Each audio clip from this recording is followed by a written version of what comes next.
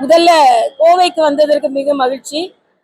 என்னோடு எங்களுக்கு உறுதுணையாக இருந்து எங்களோடு வாங்க மற்ற மாவட்ட தலைவர் கட்சி பணியாற்றி கொண்டிருக்கின்ற மரியாதைக்குரிய சுதாகர் ரெட்டி அவர்களோடு இங்கே பத்திரிகையாளர்களை சந்திப்பதிலும், புதிய மாவட்ட தலைவர்கள் அவர்களோடு பத்திரிகையாளரை சந்திப்பதிலும் மிக்க மகிழ்ச்சி. மாதிரி GKS போன்றவர்கள்லாம் கூட இருக்காங்க, ஜான்சன்.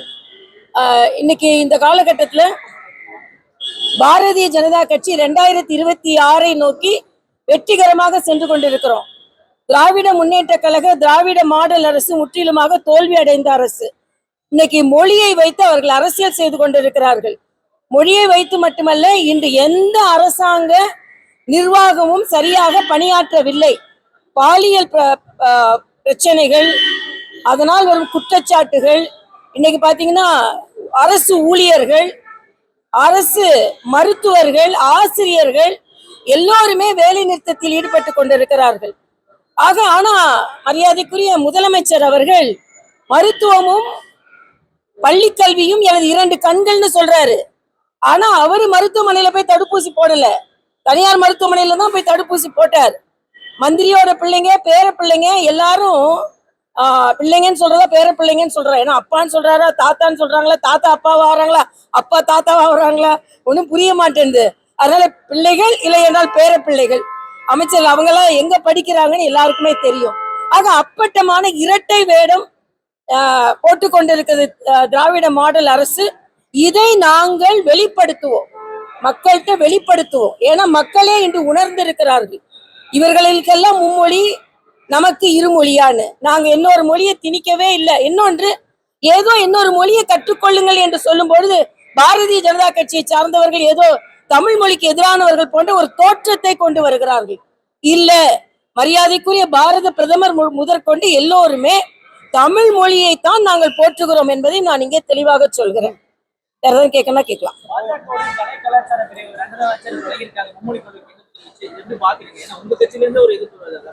இல்ல, அதாவது அவங்க எவ்வளவு வருஷம் கட்சியில இருந்தாங்க, யாரு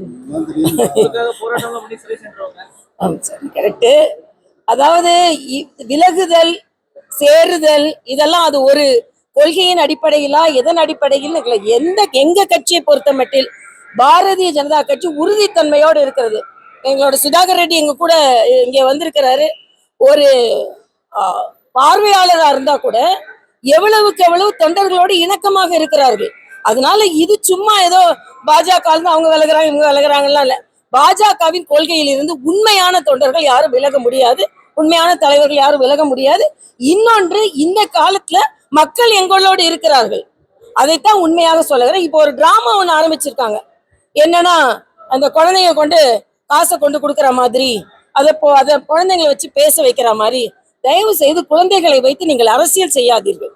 நேரடியாக அரசாங்க பள்ளி மாணவர்களுக்கு இருமொழி கொள்கை என்று நீங்கள் சொல்லிக் கொண்டிருப்பதை, புதிய கல்விக் கொள்கை வெறும் அரசாங்க பள்ளியில உள்ள மொழி கொள்கை மட்டும் இல்ல, அதாவது ஸ்கில் இந்தியா, அதே மாதிரி digitalise class room, technological education, இவ்வளவு விரிவுபடுத்தப்பட்ட கல்வி, இது அரசாங்க பள்ளிகளுக்கு வேணாமா? இதான் என்னோட கேள்வி.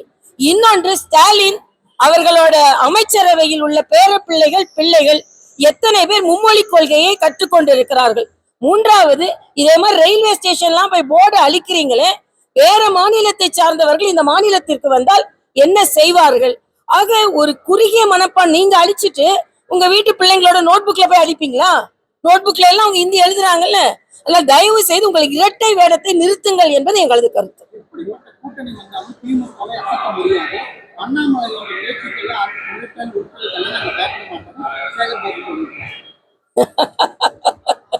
அப்புறம் எதுக்கு ட்ரெண்ட் பண்ணீங்க? அதுக்கப்புறம் ட்விட்டர் போடுறீங்க. சேகர் பாபான்னு பயப்படுறாருன்றதை தெரிஞ்சுக்கிட்டே பயப்படுறாரு. ஒரு செங்கலை கூட உருவ முடியாதுன்னு சொன்னாங்க. செங்கலை உருவதில்லை, நாங்க செங்கோலே சட்டமன்றத்துல நிறுவோம்னு சொல்லியிருக்கோம். அதனால நாங்களும் அவங்களான்னு பாத்துக்கலாம். பயப்படலன்னு பயந்து கொண்டு இருக்கிறார்கள் என்பதுதான் எங்களது கருத்து. நடைமுறை சிக்கல்கள் நிறைய இருக்கு அப்படின்னு சொல்றாங்க. அதுக்கான போதுமான ஆசிரியர்கள் இல்ல அப்படிங்கறதெல்லாம் நடைமுறை சிக்கல்கள் இருக்குன்றாங்க. அது எப்படி பாக்குறீங்க? ஒருத்தர் ஹிந்தி படிக்கணும்னு விரும்புவாரு, இன்னொருத்தர் தெலுங்கு படிக்கணும்னு சொல்லுவாரு, இன்னொருத்தர் மலையாளம் படிக்கணும்னு சொல்லுவாரு. எல்லாத்துக்கும் தனித்தனியா ஆசிரியர்கள் வைக்க முடியுமா அப்படின்னு ஒரு கேள்வி இருக்கு. இல்ல அது அதாவது நிர்வாக ரீதியாக வைக்க வேண்டும் என்றால் வைக்கத்தான் செய்வாங்க. அதை பத்தி உங்களுக்கு என்ன கவலை? ஒரு மாணவி படிக்கணும்னு நினைச்சா கூட அதுக்கு ஆசிரியர்களை நியமித்துட்டு போறாங்க. இன்னைக்கு நீங்க நான் கேட்கிறேன், ஸ்டாலின் வந்து பகுதி நேர ஆசிரியர்களை நிரந்தரமாக்க ஆக்குனாங்களா?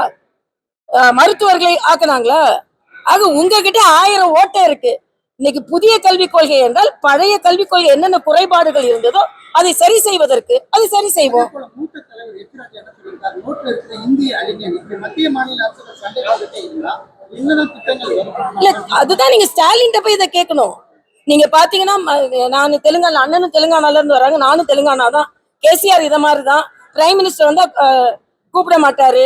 மத்திய அரசு திட்டம் எதையுமே அவர் பின்பற்றல. அதனால அவரை வீட்டுக்கு அனுப்புனாங்க மக்கள். ஏன்னா மத்திய அரசின் திட்டங்கள் மாநிலத்துக்கு வேணுமா இல்லையா? இப்ப இதேதான் இவங்க பின்பற்றாங்க.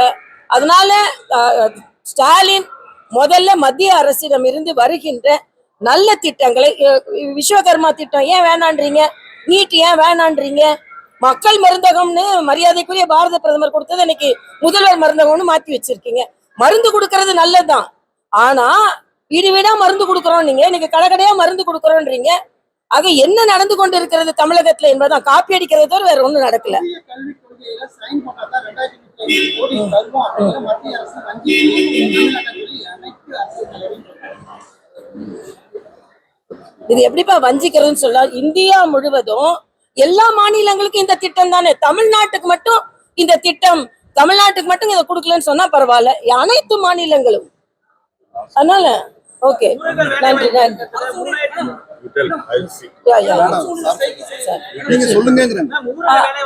ஒரு நிமிஷம். சுதாகர் ரெட்டிஜி அவங்க எங்க பார்வையாளர், அவங்க கொஞ்சம் நேரம் பேசுவாங்க. இல்ல அதைத்தான் நான் கேட்கிறேன். அரசு ஊழியர்ல நீங்க வந்து ஸ்டாலின் போய் கேளுங்க. அரசு நிர்வாகம் எல்லாம் சிறப்பா செயலாற்றுன்னு சொல்றாங்களே, இன்னைக்கு அது அவங்களே வேலை நிறுத்தத்துல ஈடுபட்டு இருக்காங்க. அதான் முக்கியமான ஒரு கேள்வி.